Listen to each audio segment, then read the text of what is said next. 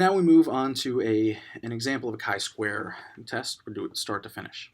Also, this is going to be done through PowerPoint. So if you want one that is more by hand, I'm going to have a couple examples online of me working through things by hand. Especially if you want it slowed down, you want to see what how it would look like if you were to do it. Please check out those examples as well. So our example consists of 1,000 total people. Got males and females, and asked them their their political affiliation. For some of them, it might be religious affiliation, but ask their political affiliation. So we have, you can see males and females. So we have 200 male Republicans, 150 male Democrats, and 50 male independents.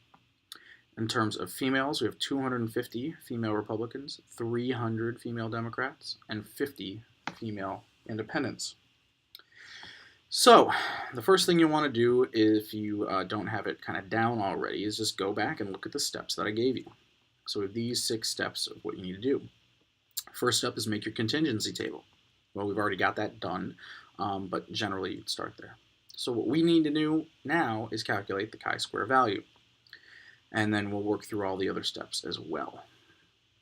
So when we are calculating our chi-square, remember the model we are using here is looking at expected frequencies. We can't use means because means don't make sense with these type of data. So we will use expected frequencies. And the expected frequencies are equal to row totals times column totals for each cell divided by n. So the expected value, for example, of I, which is the signifier for row, so for a male and J for column Republican, would be that row total. So 400 for male Republican, or for males, and for the column total, it's 450 for Republicans. So to figure out the expected frequency for male Republicans, it would be 400 times 450 divided by 1,000. And we'll do that for each of the expected frequencies. And because this time we have two rows and we have 3 columns, we have 6 total that we need to get expected frequencies for. So let's just briefly go through some of the information here. So if we want to get the expected count for male Republicans, then we would do what we saw before. We do the row total for males, which is 400, times the column total for Republicans, 450, and divide it by n, which is the total number of people, which is 1,000. You get 180. So that means the expected count by chance alone will be 180 here. We have 200, so there are more male Republicans than you would expect by chance alone. Now let's model male Democrats.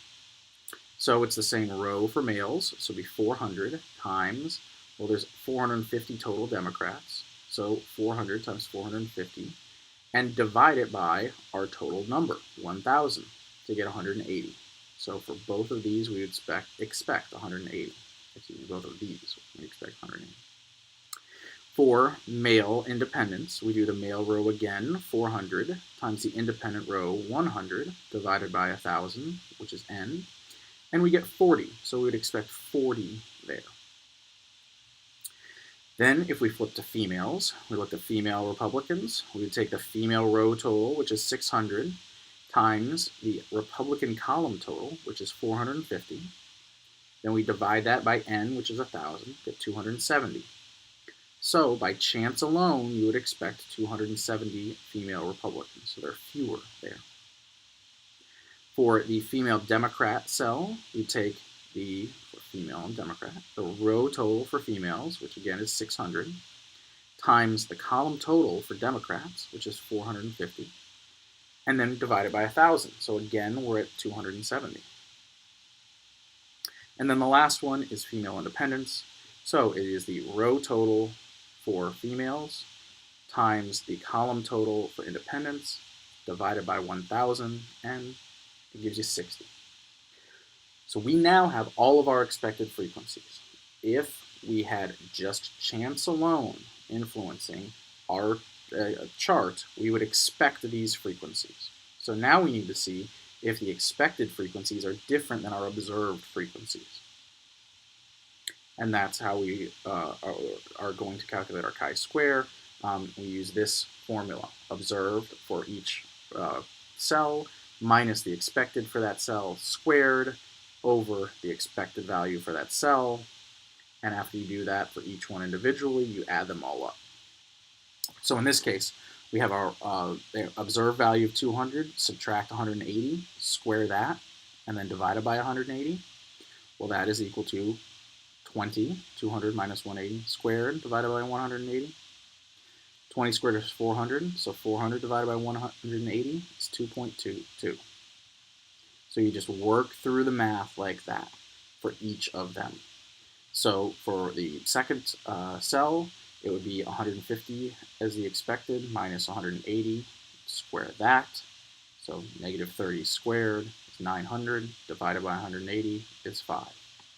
And you would continue doing that until you got all of these complete, and you can take your time and work through it and see that in the end, our chi-square value is 16.2. So we now have our chi-square value. So we now have to calculate degrees of freedom to be able to move on. And for chi-square, degrees of freedom is equal to the number of rows minus 1 times the number of columns minus 1. Well, the number of rows is 2, but the number of columns is 3. So 2 minus 1 times 3 minus 1 is 1 times 2 equals 2. So degrees of freedom are 2. Now we need to determine our significance. And as we've discussed, you can do it either by convention, 0.05, or in the real world, you would do it by whatever your boss said, or your advisor, or your committee, your reviewers, or whoever it is. But again, pretty much always 0.05. And that will allow us to find our critical value.